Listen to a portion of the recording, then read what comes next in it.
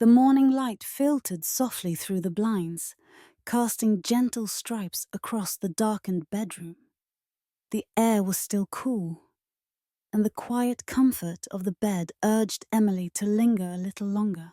She stretched under the covers, letting out a quiet sigh as a warm, tingling memory washed over her. It had only been about 15 minutes since her husband, Mark, had quietly slipped out of bed after waking her in the most intimate way, something he often did before work on Fridays. His body had pressed against hers, his touch both familiar and thrilling. With slow, affectionate movements, he had drawn her out of sleep and into a hazy world of warmth and pleasure. Their bodies moved together under the covers, gently and wordlessly, until the morning's stillness was broken only by shared breath and soft gasps of pleasure. Now, left alone with the afterglow and a sleepy smile, Emily rolled onto her back and stared at the ceiling. A mischievous idea crossed her mind. It was Friday. That meant music, dancing, and possibilities. For weeks, she'd considered checking out the club 2 towns over, where locals often gathered on weekends. It wasn't just about dancing. It was about the thrill, the energy, the unknown. "Should I go tonight?" she murmured to herself, barely loud enough to be heard. By the time she was soaking in a warm bath, the idea had rooted itself. Mark would likely say yes. He trusted her, maybe even too much. He never made a fuss when she wanted space, even when he knew she liked to flirt a little. Still, she planned to ask casually, just a suggestion, nothing definite. The day passed in a blur of chores and errands, and by 8 p.m. Emily was applying her lipstick in the hallway mirror.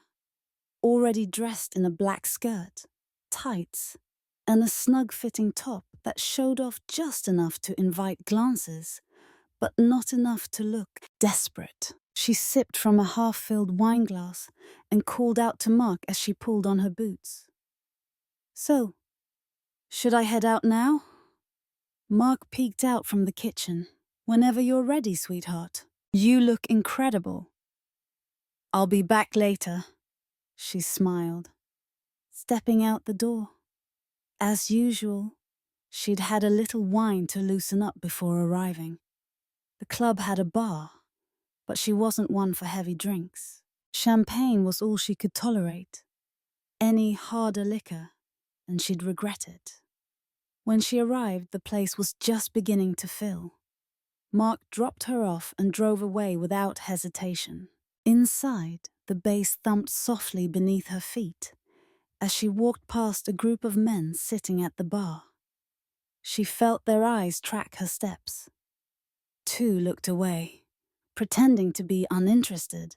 The third kept his gaze locked, his lips curled into a slight smile. She held his eyes for a moment and gave him a subtle smile in return before heading toward the restroom. Inside, she checked her reflection, everything in place. Her hair, her lips, her neckline. When she emerged, the same man was already seated at her chosen table. A glass of champagne had been poured, and a shot of whiskey sat in front of him. "Hope you don't mind," he said, with a quiet confidence. "Thought you might like some company." His name was Adam. Tall, olive-skinned with warm brown eyes, and a subtle accent she couldn't quite place. Maybe Middle Eastern, maybe Mediterranean. Either way, he had an air of mystery that drew her in. They talked, laughed lightly, and danced, slowly at first. The first dance was polite and distanced, as if testing the waters. But after a second drink and another song, Emily found herself closer, his hand resting at the small of her back, his lips occasionally brushing the skin just below her ear. His breath on her neck sent subtle chills down her spine. During their third dance, she felt his hand slide gently along her waist. His touch lingered, slow and deliberate, each movement teasing but respectful. Their bodies moved together more naturally now, her cheek resting briefly against his shoulder. By then, the place had filled. Laughter and music blended into a background haze. Emily felt relaxed, maybe too relaxed. Her fingers found his hand beneath the table as he leaned in, brushing her lips with his. She didn't resist. Instead, she kissed him back. It wasn't just a peck. It was real, deliberate, hungry, and full of suggestion. When she stepped outside an hour later to take Mark's call, Adam was behind her, wrapping his arms around her waist and planting soft kisses on her neck. "Hey, honey," Mark said. "How's it going?" "All good," Emily answered, voice steady despite the hands sliding under her coat. "Just catching some air." "Not bored out there alone?" "Not alone," she said with a hint of mischief. "No time to be bored tonight." "Want me to come pick you up? Or is someone bringing you?" "Someone's bringing me. Don't worry, I'll be home in about an hour." "You'll be alone?" Emily glanced back at Adam, whose lips now trailed just below her ear. "No, I won't be. Get the bed ready." Mark's chuckle on the other end was warm. "I'll be waiting, sweetheart." They hung up. She turned around to face Adam fully. "So, ready to leave?" "Absolutely," he said, his hand now brushing the side of her thigh. They walked out together into the cool night. The car ride was quiet at first. Not awkward, just charged. The silence between Emily and Adam was laced with anticipation.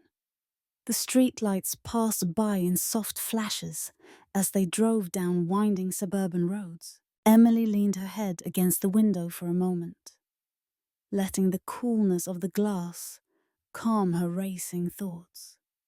She hadn't told Adam where she lived. She hadn't needed to. He just drove. And she let him. 5 minutes in, he pulled the car onto a quiet tree-lined side road, far from traffic and prying eyes. Snow had started to fall, soft and lazy, catching in the glow of the headlights. He turned off the engine, but left the heat running. They sat for a moment in the warmth and stillness. Then his hand reached for hers. Without a word, he leaned over the console and kissed her again, more deeply this time. His lips moved with purpose, slow at first, then hungrier. Emily's fingers tangled in his dark hair, drawing him closer. She hadn't realized how much she'd wanted this. Not just the excitement, but the abandon. The escape from routine, from predictability. He kissed her neck, each breath against her skin, making her tremble slightly. His hands explored her sides with reverent curiosity, moving up her torso and resting gently beneath her chest.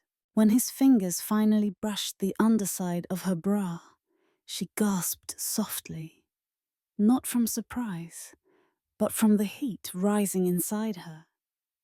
She arched toward him instinctively, craving more. The intensity between them built with each touch, each stolen breath. Emily sat back slightly, tugging her coat open. Adam took the hint, his hands moving eagerly now as he kissed down her throat. She reached for the buttons of his shirt, fumbling slightly. Her fingers weren't as steady as she thought, not with the way her heart was pounding.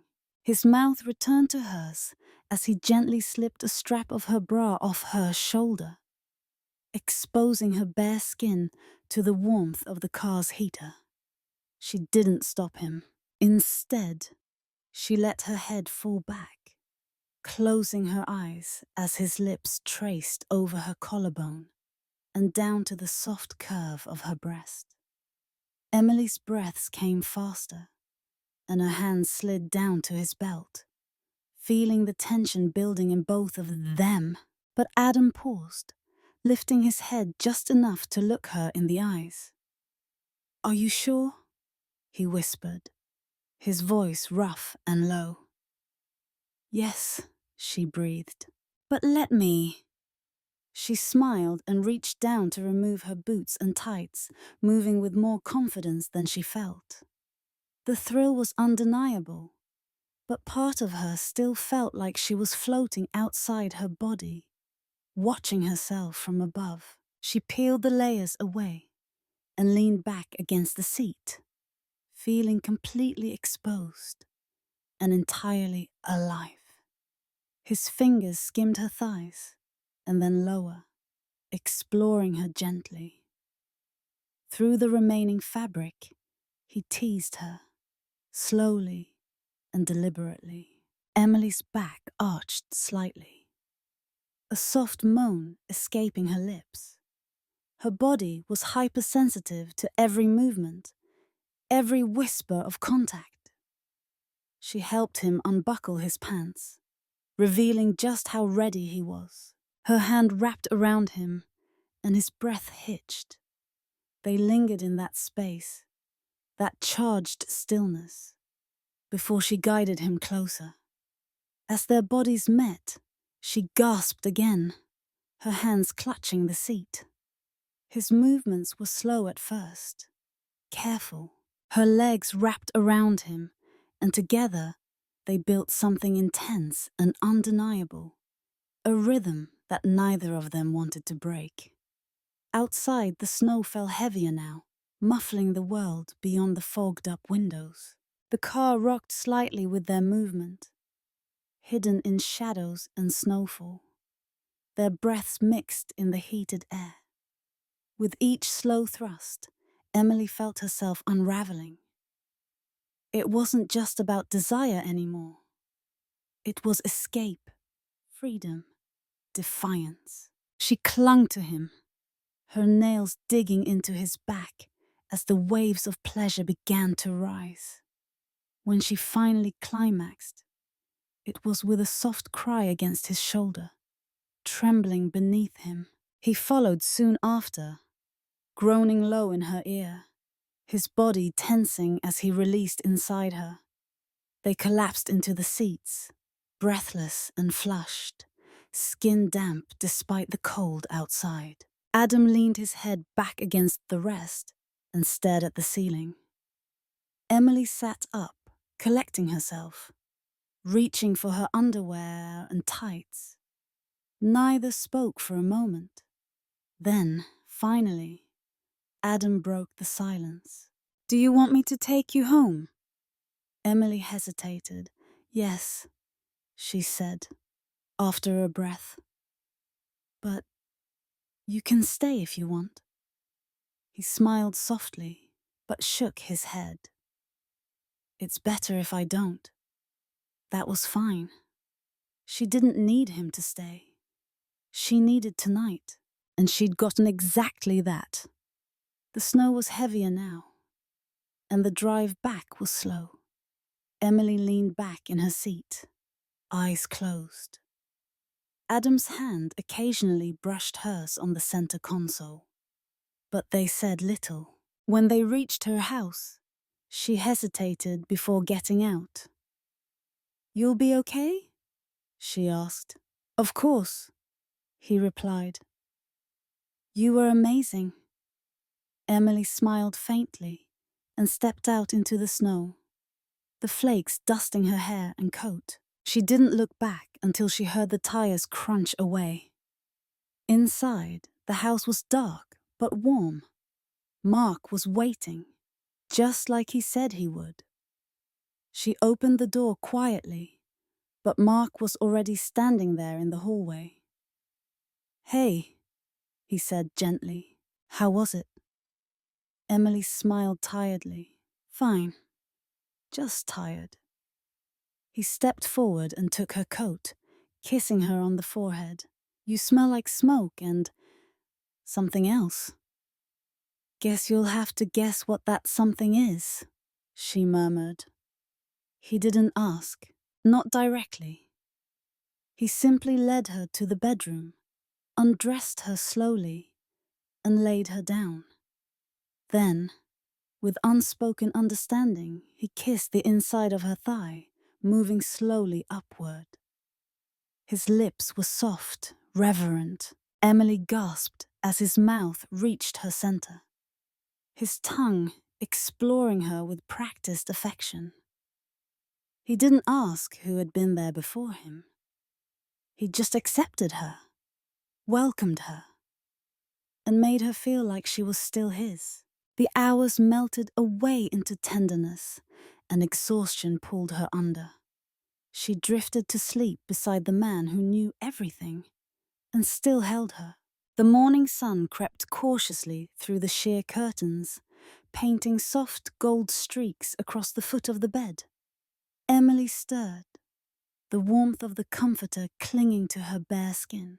She opened her eyes slowly, squinting at the familiar outline of the bedroom.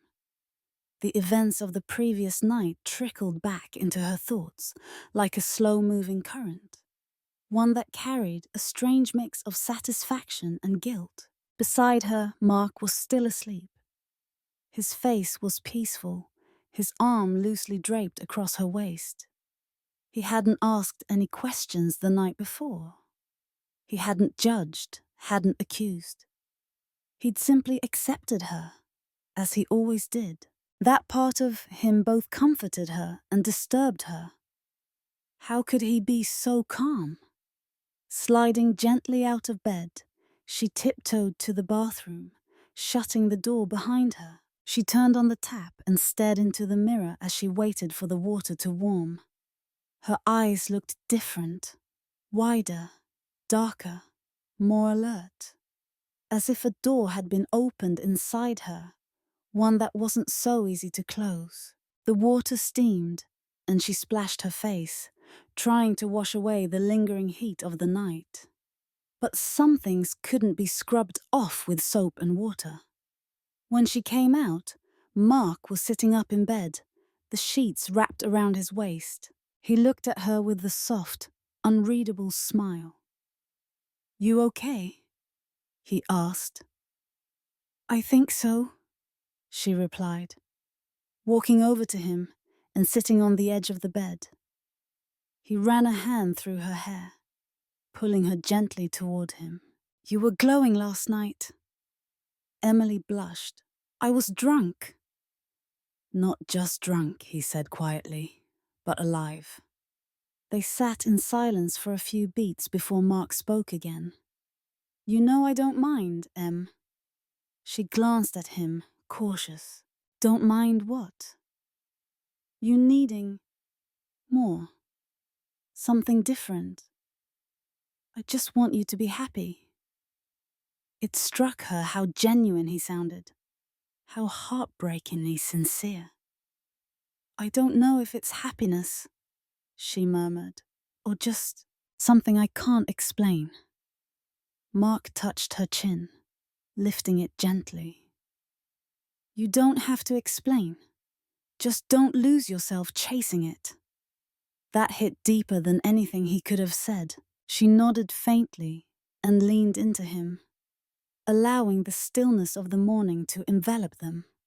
Later that afternoon, Emily wandered around the kitchen, pouring herself coffee and scrolling through her phone. A message blinked on the screen, from a number she didn't recognize at first. Hope you made it home safe. Last night was unforgettable. Adam. She stared at it for a few seconds, biting her lip. A tiny smile crept onto her face before she locked her phone and tucked it into her pocket. Mark had gone out for groceries. She had the house to herself, a rare and fleeting freedom.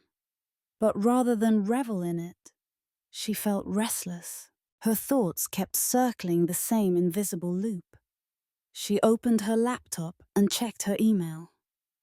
One unread message stood out. Subject line, private invitation, the Red Room. It was from Jenna, an old acquaintance from years ago. They had danced at the same clubs, exchanged secrets over wine, and once shared a fleeting kiss that neither of them ever mentioned again. The message was short, just an address, a time, 9 p.m., and a single sentence. You said you wanted something different. Emily's finger hovered over the delete button, but something inside her whispered, "Don't." Instead, she replied with one word, "Coming." It was just after 8:30 when she stepped out of the house, dressed in a deep burgundy dress that clung to her hips and flared just above the knee. She wore a leather jacket over her shoulders and a thin silver chain around her neck. Her makeup was subtle but precise. She didn't want to look desperate. She wanted to look dangerous. The address led her to a townhouse tucked behind a bookstore on a quiet street. She rang the bell once. A few seconds passed before the door opened to reveal Jenna, standing barefoot in a velvet robe, her blonde hair tied up messily, as if she hadn't expected to see anyone, yet was entirely ready. "Well, look who decided to be brave," Jenna said, her tone playful but low. "I wasn't sure I would," Emily admitted. "And yet here you are?" Jenna stepped aside and let her in. The room was dim, lit with amber lamps and flickering candles. Music pulsed gently from somewhere in the back, a slow, rhythmic beat. "There's wine in the kitchen, and something stronger in the den," Jenna said as she floated back down the hallway. Emily followed the sound of voices and found a small group gathered in the lounge. 3 women, 2 men. They glanced up as she entered, but did not pry. Instead, Jenna took her hand and guided her toward the sofa. "This is Emily," she announced. "She's new." "Welcome," said a tall man with salt and pepper hair and a relaxed smile. Jenna leaned in close, her lips nearly brushing Emily's ear. "No pressure, no expectations, just what feels good." Emily sipped her wine and tried to calm the pounding in her chest. It wasn't fear. It was hunger. The evening blurred into laughter, stories, and flirtation. Emily danced with the music, swayed with the wine. She found herself leaning into touches, brushing shoulders, letting fingers linger. When she caught eyes with a man named Daniel, tall, lean, dark-haired, she felt something spark between them. He approached with a drink in hand and a crooked smile. "Mind some company?" he asked. "Not at all." They sat close, the wine and warmth making it easy to fall into rhythm. Daniel had a soft voice and clever wit, and Emily found herself laughing more than she expected. Later, as the party began to thin, Daniel took her hand and led her to the quiet guest room at the end of the hall. There, beneath the low hum of a jazz record, he kissed her with gentle intensity. Their hands explored, cautious and curious. Her jacket fell away, then her dress, as his fingers traced the lines of her back. He kissed her collarbone, her shoulder, her stomach. Emily let herself melt beneath his touch, feeling safe and wanted in a way that had nothing to do with guilt. When she finally left, it was nearly 2 a.m. As she stepped into the cold night, her phone buzzed again. A message from Mark. "Hope you're okay, I'll leave the light on." The morning after the Red Room felt surreal. Emily awoke to the hum of the espresso machine and the faint scent of cinnamon wafting from the kitchen. She sat up in bed slowly. Her muscles sore in ways she hadn't expected. Her phone blinked silently on the nightstand with several unread messages. One from Daniel, simple and polite. "Hope you got home safe. I enjoyed last night."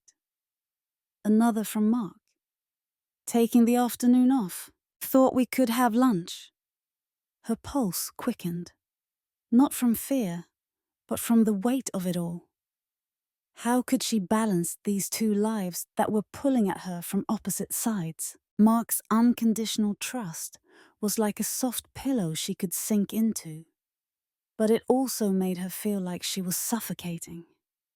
And yet, she couldn't imagine not returning to him each time. He was her anchor. And maybe, just maybe, she was his storm. By the time she walked into the kitchen, Mark had already set the table. Avocado toast, a spinach omelette, and 2 glasses of freshly squeezed juice. "Looks like someone's spoiling me," she said with a smile. "You deserve it," he replied, pulling out her chair. They ate in comfortable silence at first, until Mark broke it. "You were out late?" Emily's fork paused mid-air. "Yeah, I lost track of time." "Did you have fun?" She met his eyes, searching for any sign of jealousy. There was none. Just that same calm curiosity. "I did," she said honestly. He nodded, reaching over to squeeze her hand. That's all I needed to know. Later that evening, Mark suggested something unexpected. "There's a cabin I used to visit up north," he said, casually flipping through a photo album. "It's private, quiet. We could take a few days, just us." Emily hesitated. A trip with just the two of them sounded like a test, or maybe an escape. Either way, it stirred something in her. "I could use a break," she said finally. "Let's do it." The drive was 5 hours north, rolling hills, endless forests, and empty highways stretched out ahead. Mark had packed everything: food, blankets, books, even a bottle of wine they'd been saving for years.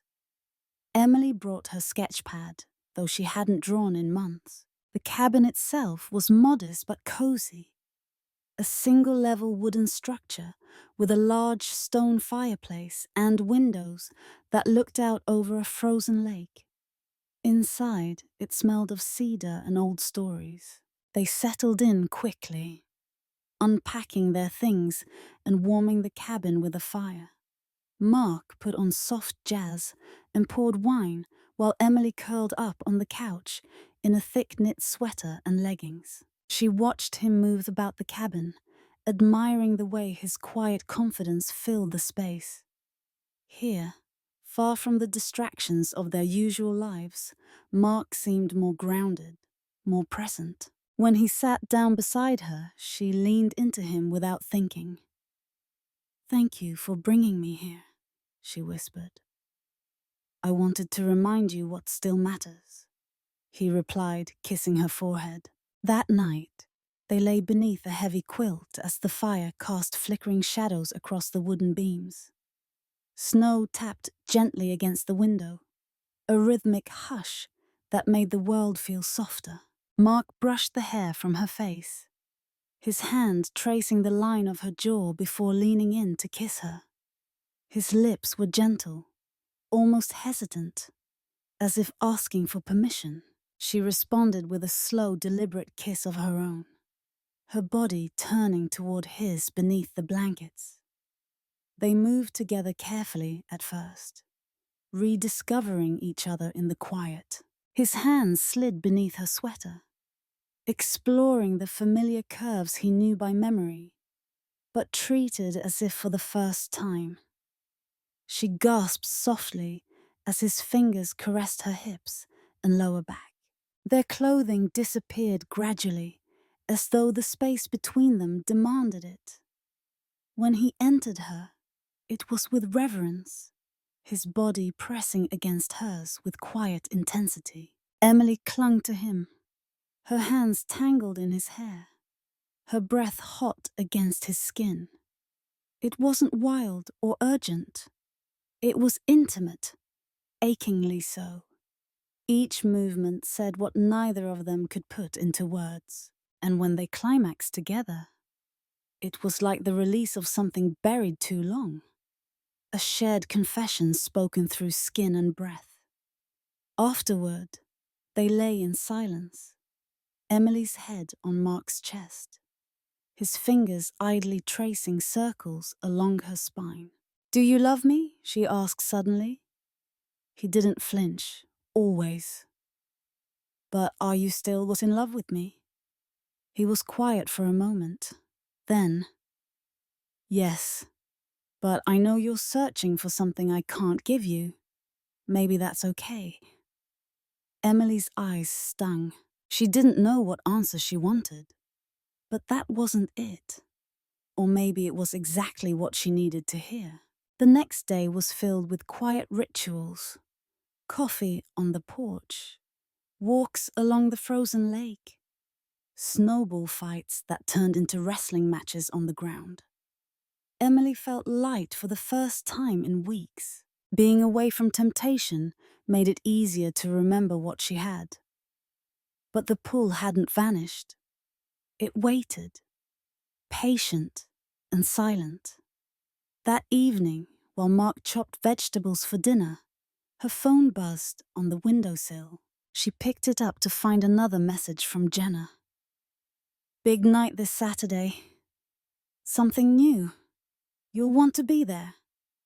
Emily stared at the screen, torn. She didn't respond right away, but the message didn't leave her mind.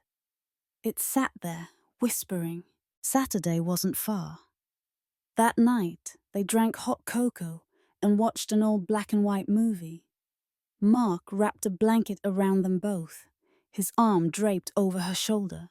"Whatever happens next," he said softly, "just promise you won't lie to me." Emily leaned into him. "I won't." But she wasn't sure that was a promise she could keep. The drive home from the cabin was quieter than the one that brought them there. The snow had stopped, but the clouds hung heavy over the road, casting a grey filter over the world beyond the windshield.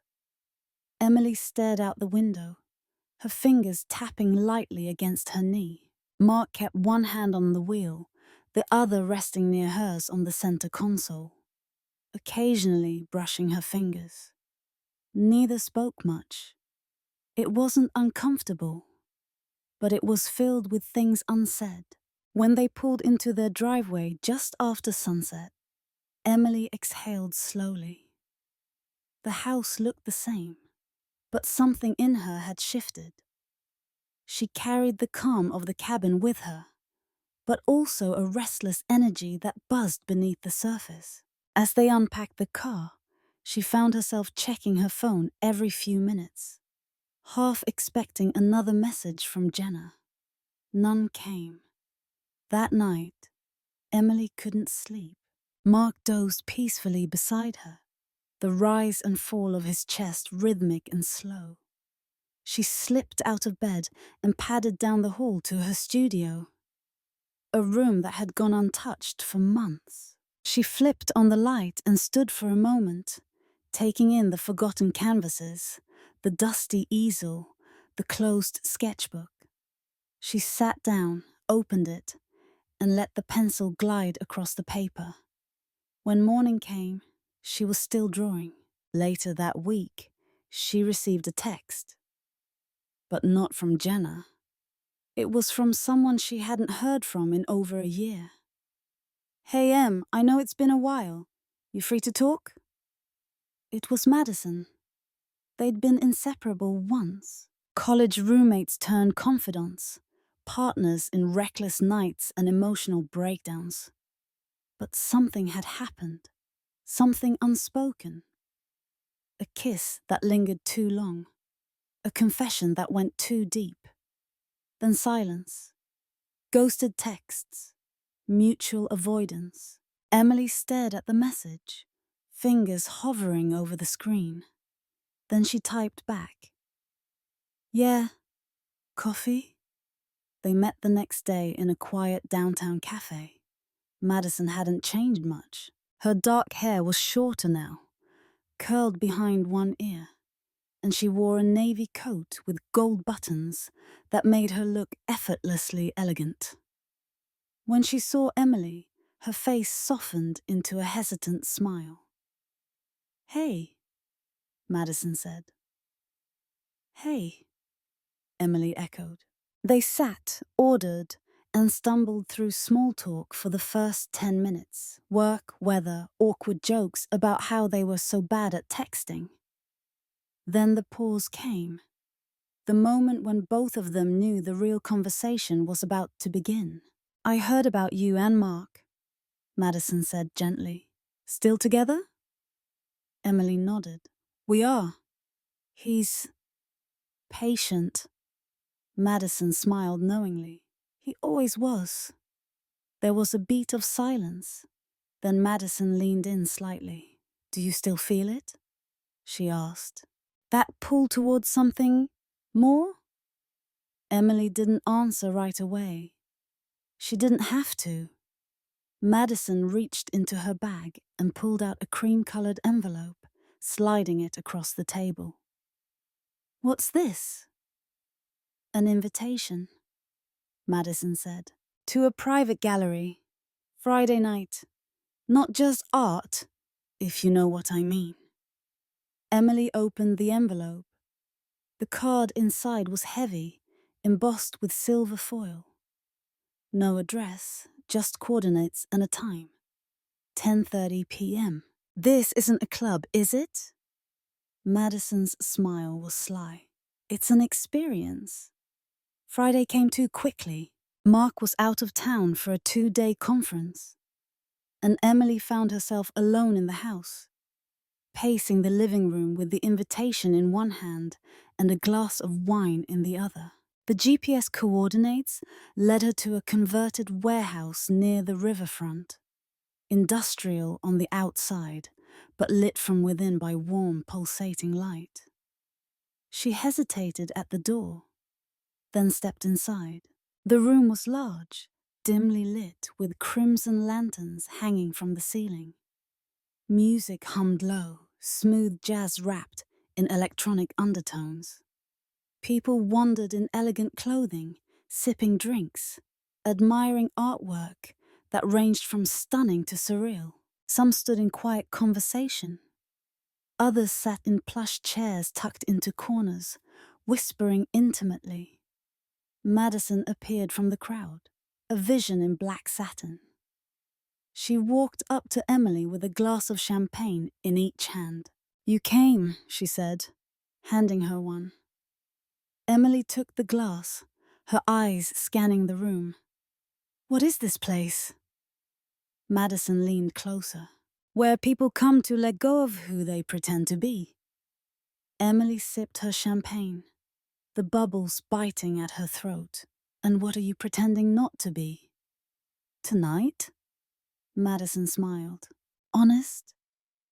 They drifted through the gallery, stopping before a painting that looked like tangled limbs emerging from a whirlwind of color. Madison's fingers brushed Emily's bare shoulder. "Do you ever think about that night?" she whispered. Emily's breath caught. "Sometimes. I think about it too much." There it was. The thread between them pulled taut again. It had never really broken. As the music swelled around them, Madison reached for Emily's hand and guided her down a narrow hallway behind a velvet curtain. The noise faded behind them. Inside was a private room. Candles flickered along the walls, and a velvet chaise stood in the center. Madison turned to her, fingers trailing along Emily's jaw before kissing her gently. The kiss deepened, slow and searching, reigniting something long dormant. Madison's hands moved to her waist, pulling her closer. Emily's jacket slipped off her shoulders, her breath growing unsteady. Their bodies moved with careful reverence, fingers exploring familiar places.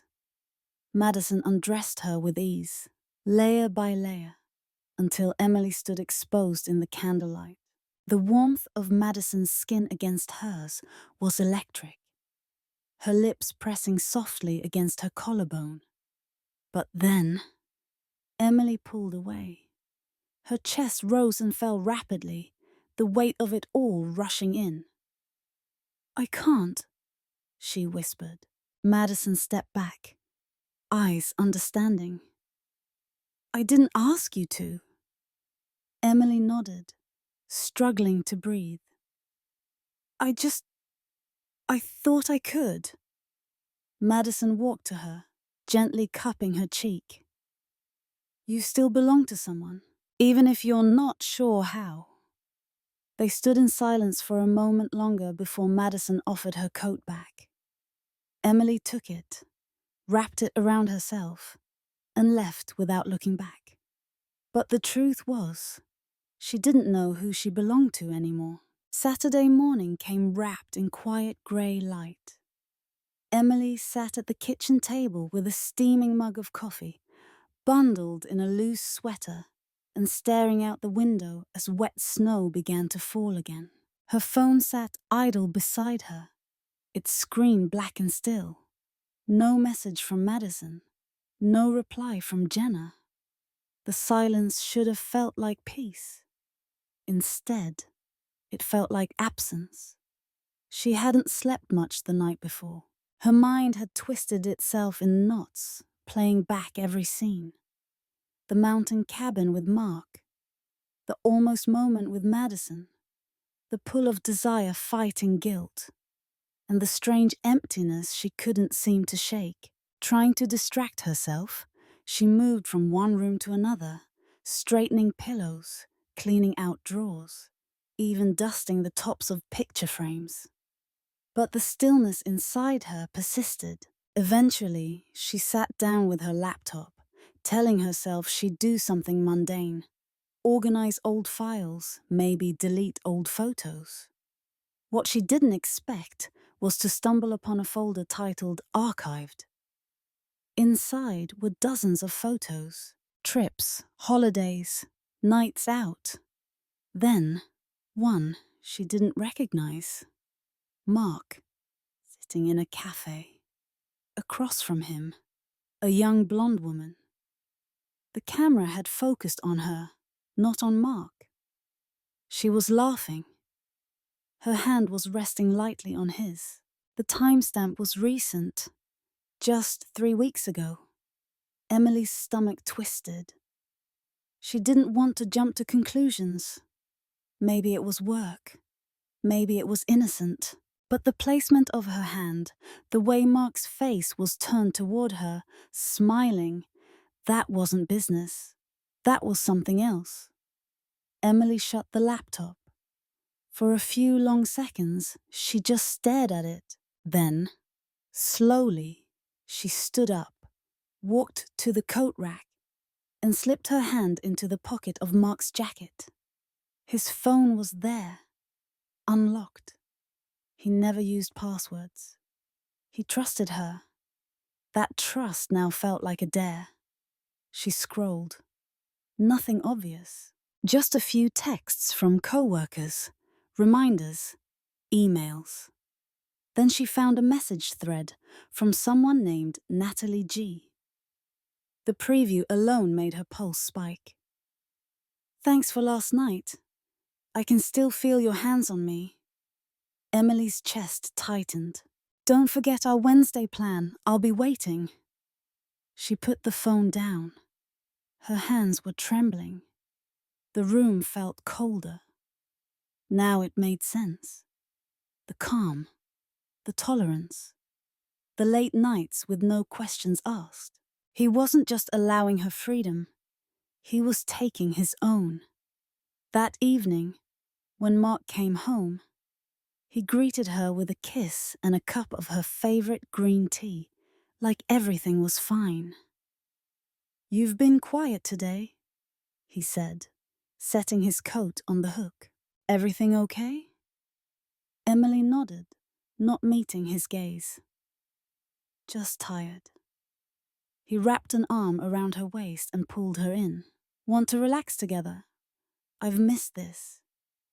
Her breath caught. The irony twisted like a blade in her ribs.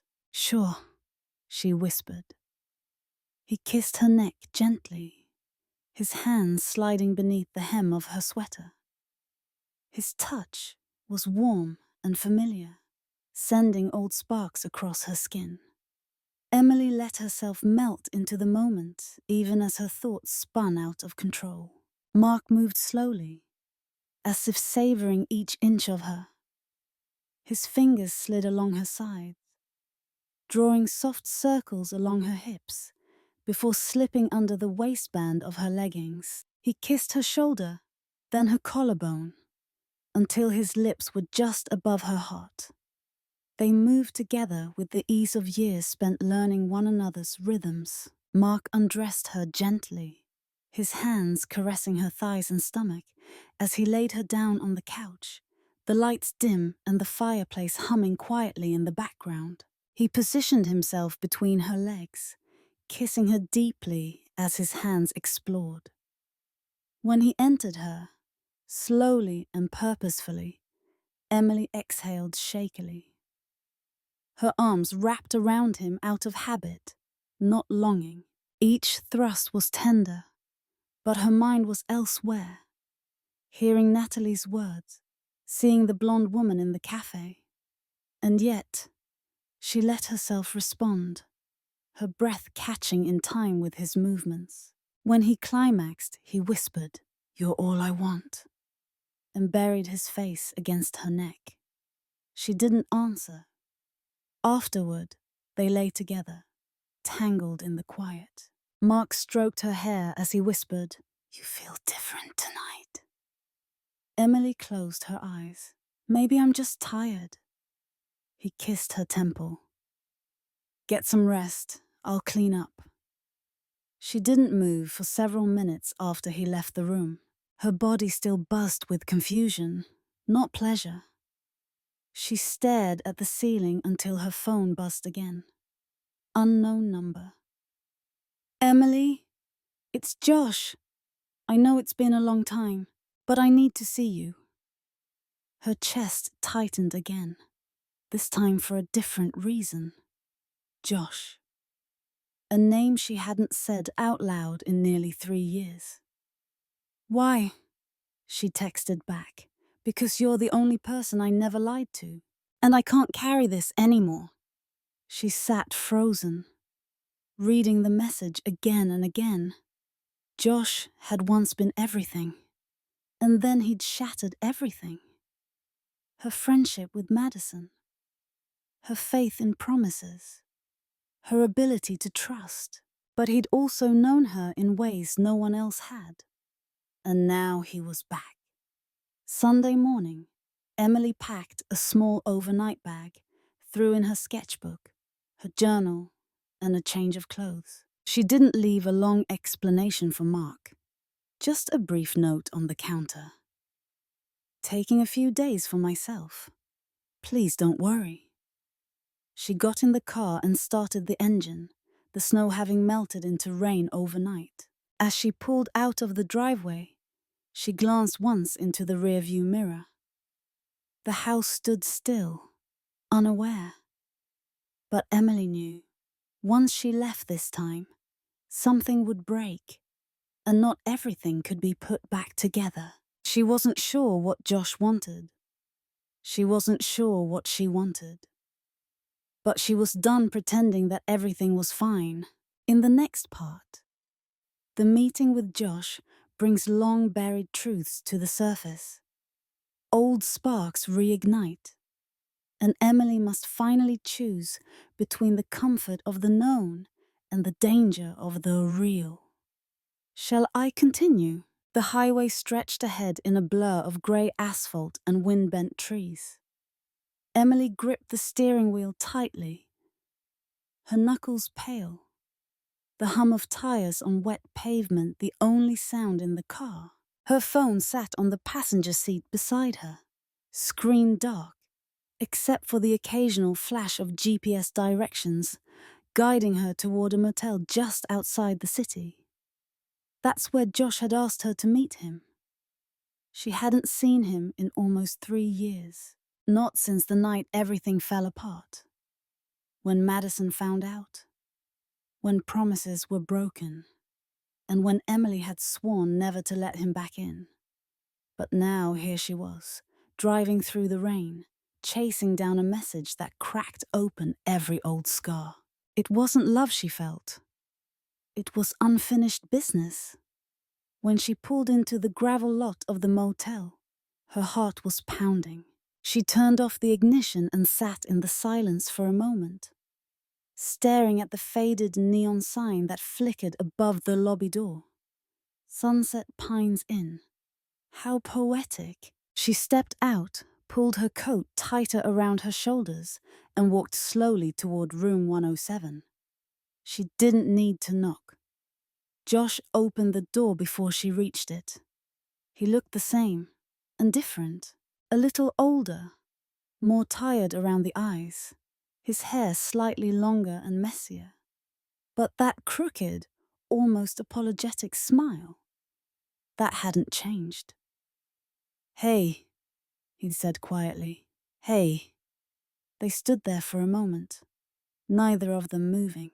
Then he stepped back and motioned her in. "Come inside. You're soaked." She stepped in cautiously. The room smelled faintly of cedar and laundry detergent. There was a single bed, a small desk, and 2 chairs pulled up by the window. He handed her a towel, and she wiped the water from her face as he poured coffee into 2 paper cups. He sat. She sat. Silence stretched between them, like a wire pulled too tight. "I didn't think you'd come," he said finally. "I didn't think I would either." Josh nodded, then looked down at his cup.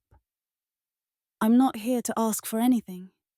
I needed to say some things. Things I should have said a long time ago." Emily folded her arms. "Like what?" "That I'm sorry. That I know I broke something in you. In Madison. In all of us. And I don't expect forgiveness. But I needed you to hear it. From me. Not through gossip. Not through silence." Emily looked away, her throat tightening. "You could have said that years ago." "I know.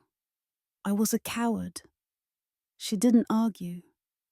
"Because it was true," he went on. "Back then, I thought I wanted everything. You, her, the thrill, the secrets.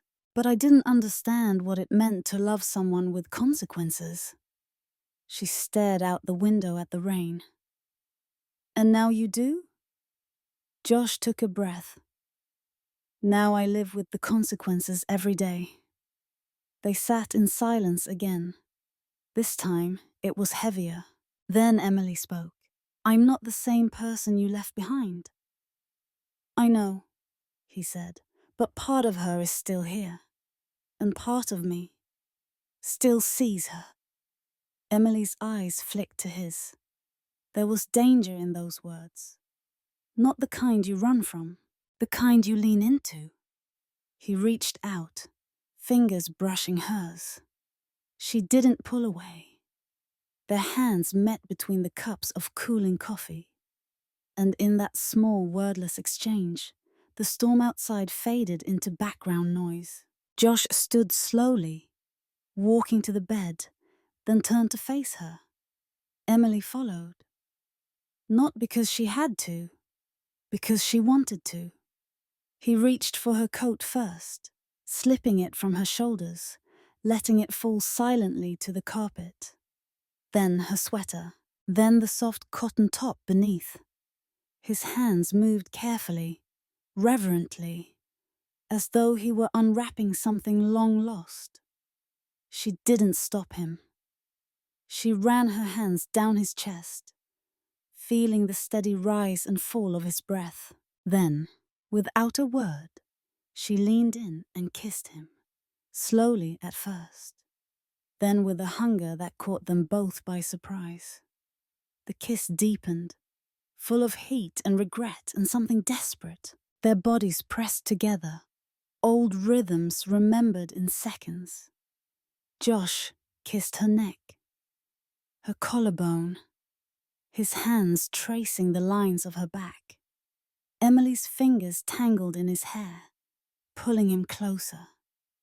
She wanted this, needed this, not because she missed him, but because she missed herself. The version of her that burned for something reckless and real. He lowered her gently onto the bed, their bodies intertwined. He kissed her again, softer this time. His hand slid along her waist, down her thigh, as she gasped quietly beneath him. The intimacy wasn't wild. It was aching. As if they were trying to mend what was broken through touch alone.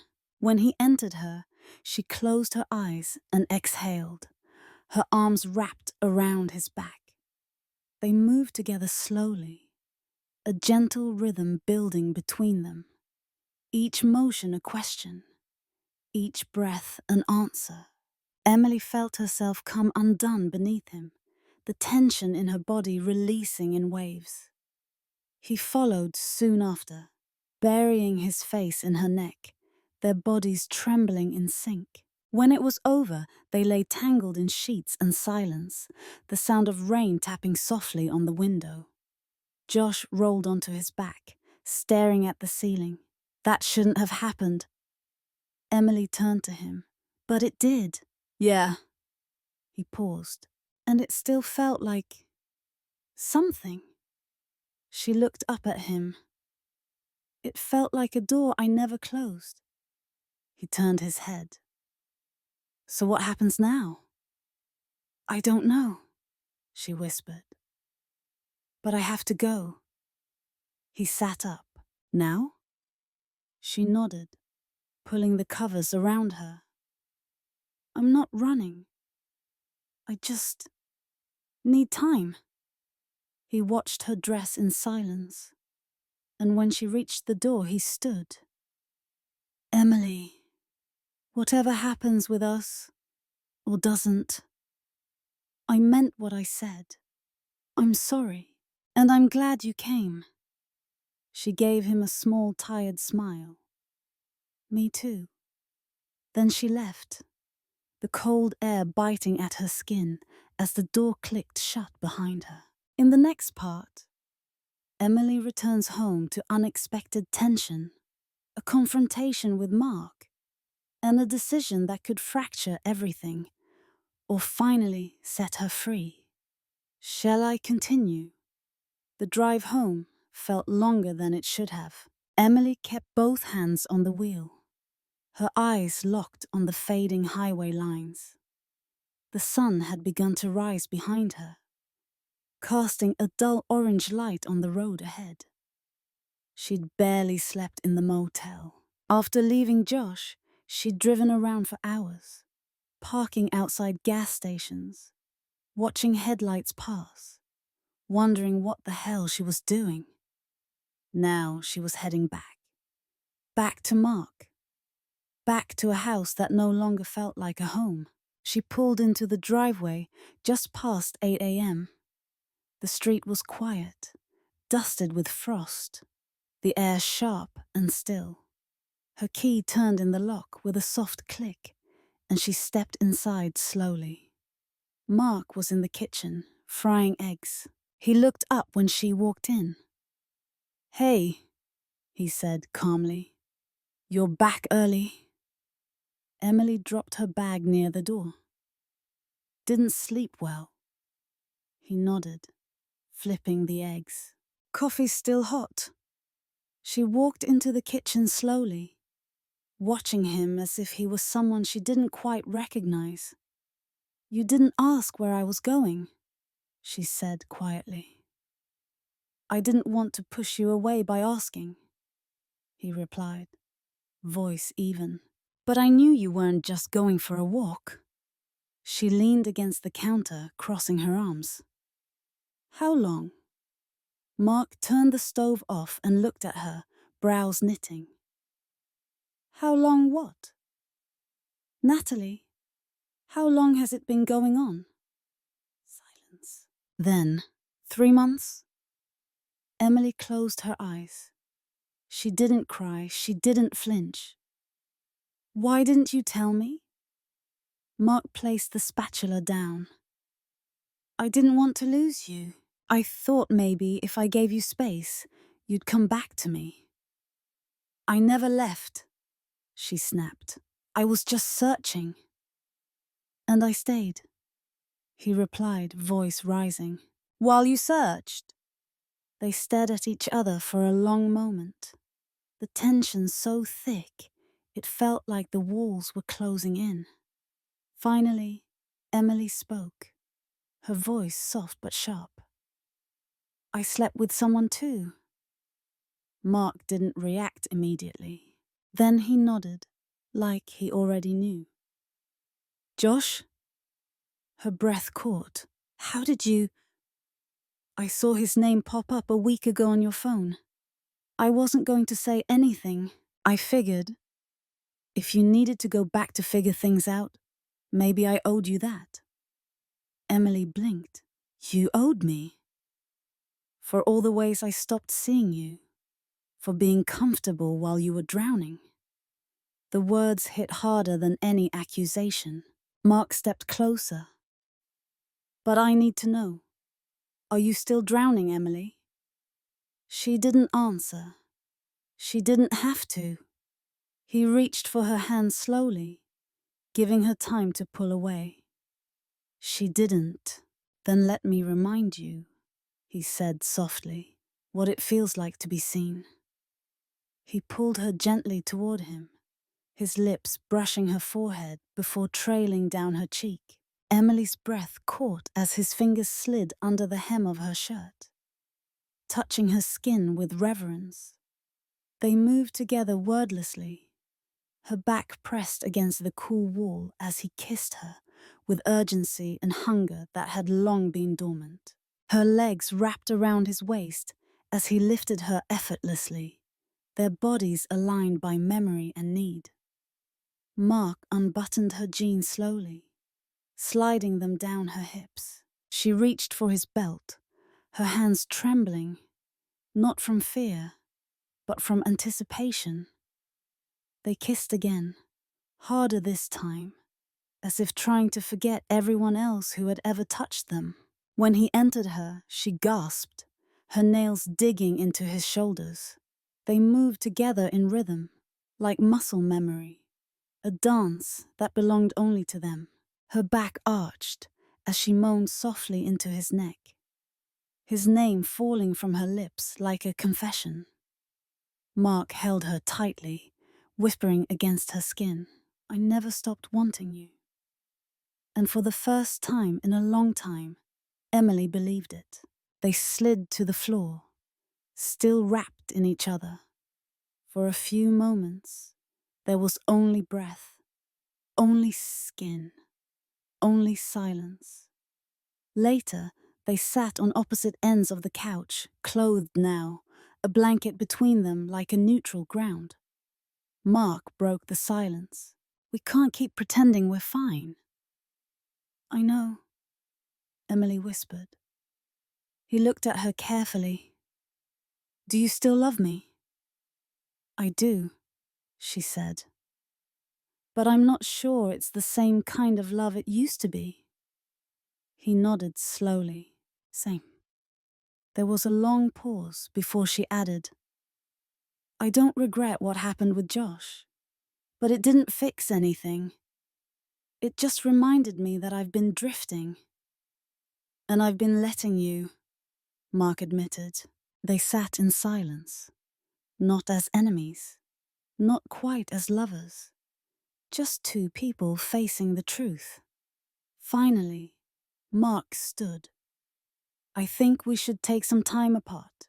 Real time, not this open marriage limbo we've been pretending is freedom. Emily nodded, her voice barely audible. Maybe we should. He kissed her on the forehead. You'll always have a home here, but maybe you need to figure out where else you belong. She nodded again. Maybe we both do. In the next part, Emily moves out, starts over in an unexpected place, reconnects with someone new, and begins facing the question, who is she when no one is watching? Shall I continue? Emily moved out the following week. There were no shouting matches, no slammed doors. Just quiet packing and solemn glances exchanged over cardboard boxes and folded clothes. Mark helped her carry everything to the car, loading her books and sketch pads gently into the back seat. They didn't say much because there wasn't much left to say. The apartment she rented was small, an open studio over a flower shop on the edge of town. The landlady was a retired music teacher named Barbara, who offered Emily lavender tea and made no effort to ask why she was moving in alone. I just needed space, Emily had told her. Barbara smiled like she'd heard that line 1,000 times. Then this is the right place. The apartment smelled faintly of eucalyptus and dried roses.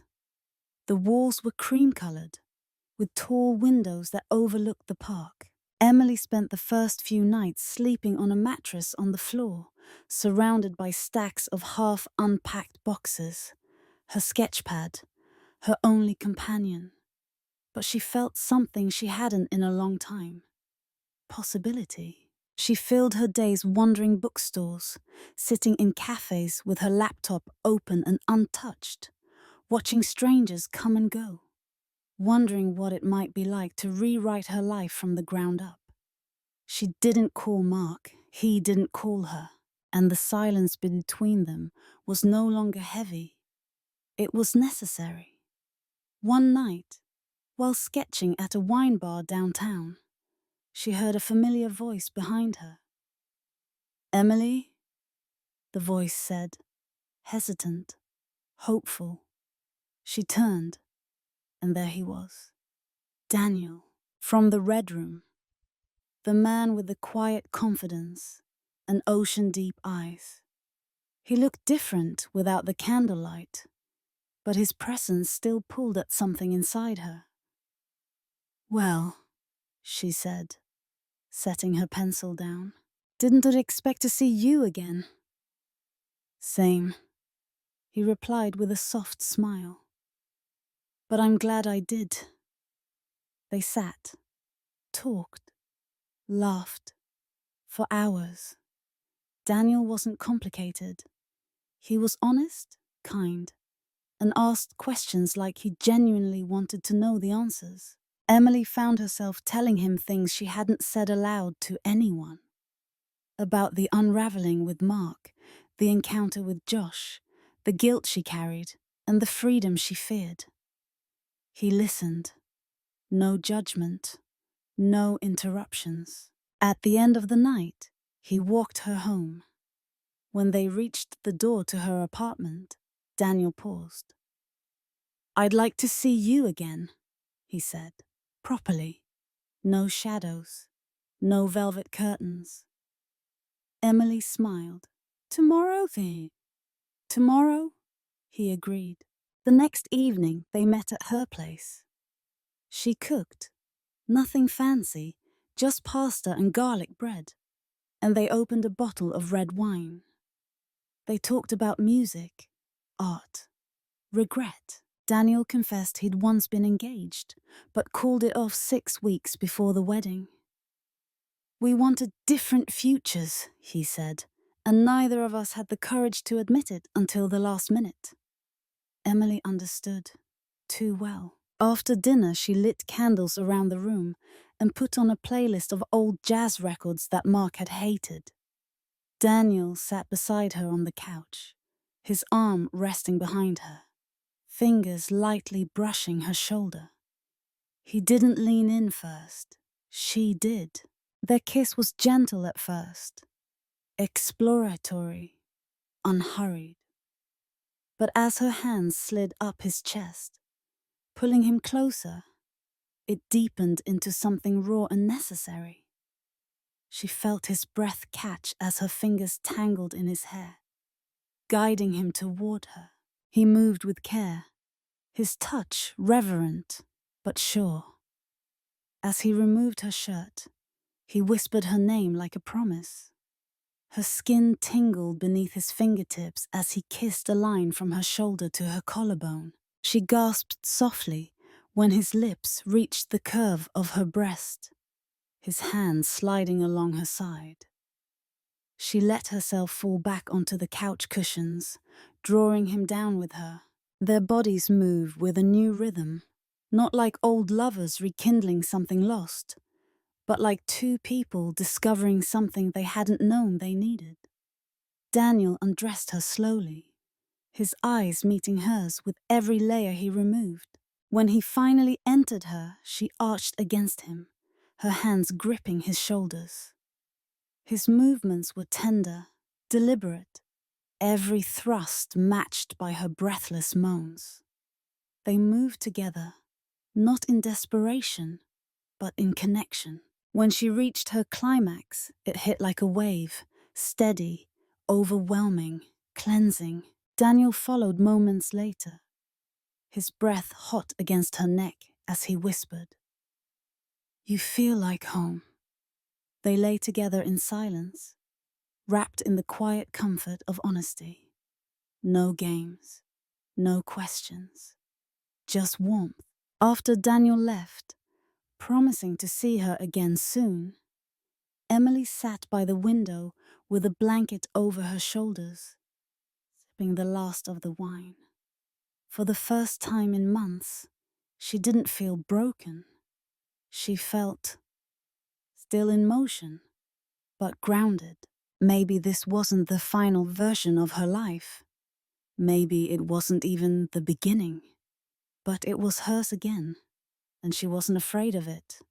Not anymore. In the final part, an unexpected message from Mark, a life-altering decision, and a moment where Emily must choose between the past that shaped her and the future she's ready to claim. Shall I continue? A week passed. Emily settled into a rhythm she hadn't known she needed. Slow mornings with coffee by the window, long walks through the park, nights filled with books, sketching, and soft music. Daniel became part of her days like sunlight, gentle, warming, always welcome. He never pushed, never tried to define things. And maybe that's what made her want him more.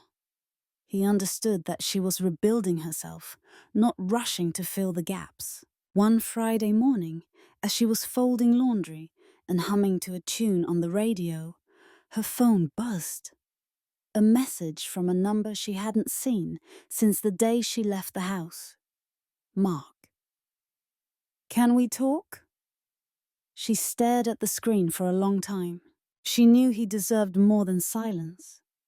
But part of her was afraid that if she opened the door, even a crack, the flood would return. Still, something inside her told her to go. She met him at the park near their old house, the same one where they used to sit on the bench beneath the elm trees and talk about the future. Now, the leaves had begun to fall, and the wind carried the first hints of winter. Mark stood as she approached, hands tucked into the pockets of his grey coat. "Hey," he said. "Hey," she replied, sitting on the bench beside him. He studied her for a moment. "You look different." "I feel different." "That's good," he said with a faint smile. I was hoping we could talk about what comes next. Emily looked out over the pond, the surface rippling from a light breeze. I think we both knew for a while, she said, that we were drifting. Mark nodded. And we kept pretending it was wind instead of current. I'm not angry anymore, she added. I'm just tired of pretending. So am I, he said softly. I think we need to make it official. No more holding each other in place. She turned to him. You mean divorce? He nodded. Not out of resentment, just honesty. Emily swallowed the lump in her throat. She hadn't expected it to hit so hard, but it also made sense. It was closure. Not an ending, but a completion. Okay, she whispered. We'll do it the right way. They sat in silence, both staring at the same horizon, both knowing the chapter had finally reached its final page. That night, Emily invited Daniel over. There was no occasion, just the need to be with someone who made her feel present. He arrived with takeout and a movie she'd mentioned loving once. They sat cross-legged on the floor, eating noodles out of cartons and laughing at old jokes. When the credits rolled, Emily leaned her head on his shoulder. Thank you, she murmured. For what? For not asking me to be anything but myself. Daniel kissed her forehead. That's the only version of you I want. She pulled back slightly, meeting his eyes. I want more, she said. With you. He studied her gently. Are you sure? Yes. Their kiss was slow, charged with everything unspoken. Emily led him to the bedroom, their hands entwined. She undressed slowly, piece by piece, each layer falling like armor to the floor.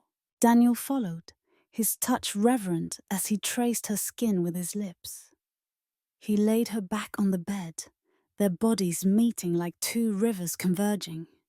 She gasped as he entered her, her legs wrapping around him, her fingers gripping his back.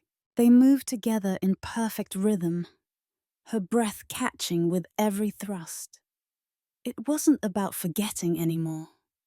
It was about becoming. With every movement, she shed the weight of what had been. Her climax came like a wave crashing through her, her moan muffled against his shoulder. He followed moments later, his body trembling as he whispered her name. They lay side by side in the aftermath, their fingers intertwined over the sheets. I'm not broken anymore, she whispered. I never thought you were, Daniel replied. In the weeks that followed, Emily began painting again. Real painting, not just sketches, but full canvases, bold colors, wild strokes. She submitted a piece anonymously to a small gallery exhibit. It sold on opening night. She smiled when she saw the red sticker on the frame. Not because of the money, but because someone saw her and wanted what she created. One morning, a letter arrived in the mail. No return address. It was from Mark. Thank you for letting me go with grace. I'm rooting for you, always. Emily folded the letter and placed it in the back of her journal. Not to reread often, but to remember what closure can look like when it's done with kindness. Months later, she stood on the edge of a hill overlooking the city, Daniel beside her. He wrapped his arms around her from behind, his chin resting on her shoulder. What are you thinking? He asked. I used to be afraid I'd lose myself, she said quietly. But I think I finally found her. He kissed her neck. And she's extraordinary. Emily closed her eyes and smiled. Not everything had been healed. Not everything had been resolved. But for the first time in a long time, she was exactly where she wanted to be.